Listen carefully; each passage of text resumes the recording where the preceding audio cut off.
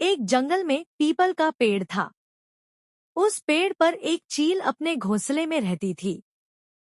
इस घोंसले में चील ने अंडे दे रखे थे। इसी पेड़ के नीचे एक मुर्गी थी रहती थी। मुर्गी भी अपने अंडों के साथ ही रहती थी।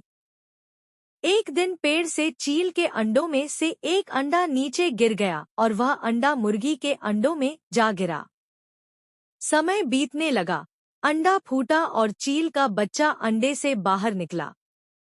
वह यह सोचकर बड़ा हुआ कि वह एक साधारण मुर्गी है। उसने अपना बचपन मुर्गी के बच्चों के साथ बिताया। वह केवल वही काम करता था जो मुर्गी करती है। वह मुर्गी की तरह ही सुबह जल्दी उठता, कुकुड़ाता और उतना ही ऊंचा पड़ पाता जितना कि मुर्गी उड़ती है। एक दिन उसने आसमान में एक चील को देखा जो बड़े ही शान से आसमान में अपने पंखों को फैलाकर उड़ रही थी।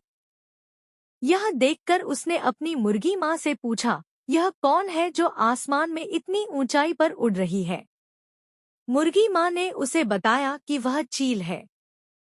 फिर चील के बच्चे ने पूछा, माँ मैं क्यों इतना ऊंचा नहीं उड़ पाता?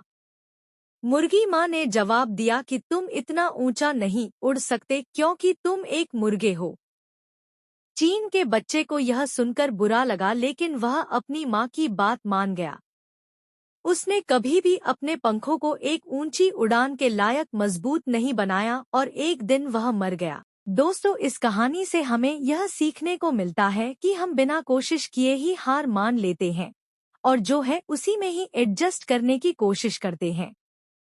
अगर जिंदगी में कुछ बड़ा हासिल करना होता है तो बहुत सी चीजों की कुर्बानी भी देनी होती है।